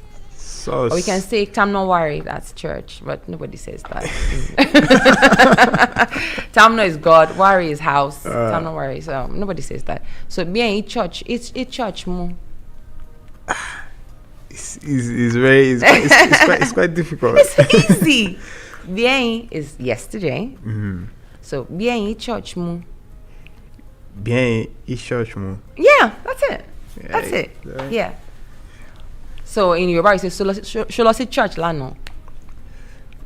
Sholosi church lano. Sholosi church lano. Yeah, that's it. Sholosi church lano. Right. I mean, church is, there's a word for church, but most people just say church. Yeah. Sholosi, yeah, that was great. George never came in, so obviously he's running away from us. That was fun. Do you have another one? Let me see. I know you come with one this time. Me? Yes, you. Oh. You know I'm not good on the spot. Should I say South Africa didn't? Okay, enough. Okay. All right. It's a. Did you see? Did you see my brother Udemo Kun? So let me say it in. Did you see my brother Udemo Kun? Yeah. Okay. So market Ainekami Udemo Kun. Amaket Udenekami Udemo Kun. Amaket Udeneka. Amaket Ainekami Udemo Kun. Amaket Ienekam. Ainekami Udemo Kun. Ayen is child. And Yes. Eka is mother. So my mother's son. Amaket Ienekami Udemo Kun. Yeah. Did I get it? Yeah. Okay. So I have to come up with a Calabari name because my brother is not good. So the name will be Tonye Cole. No, not Tonye Cole, sorry. Tonye Briggs. Right. Okay. Imbre. Tonye Briggs area. Okay. Imbre Tonye Briggs area. Imbre Tonye Briggs area. Imbre. Tony Briggs. Eri. Yes. Did you see my brother, Tony Briggs? Imbre is brother. Okay. E is my. So E is you. E is mine. E is you. Yeah. E my. Imbre brother. Okay. Imbre Tony Briggs Eri. So E is you. Mm-hmm. E is my. So Imbre Tony Briggs Eri. Go for it. You can do it. Imbre Tony Briggs Eri. Well done. All right, then your band name will be quick one. Wale Adeyemi. So Wale Adeyemi. So Shori aburo mi Wale Adeyemi. Shori Aboromi Wale Adeyemi. Oh my God! In a oneer? Well done. Well done. That was perfect. Oh my God! Oh my God! It's time out, guys. I hope you've enjoyed today's show. We have no time left. We hope you enjoyed today's show. We'll be back next week again with more history, interviews, music, and everything African. Until then, stay proudly African. We love you, and we'll see you next week. This is BB signing out from BB's African News Magazine Show. Thank you, Baron. Thank you, everyone, and see you next week. Here is Heartbreak by Arya Starr. Bye.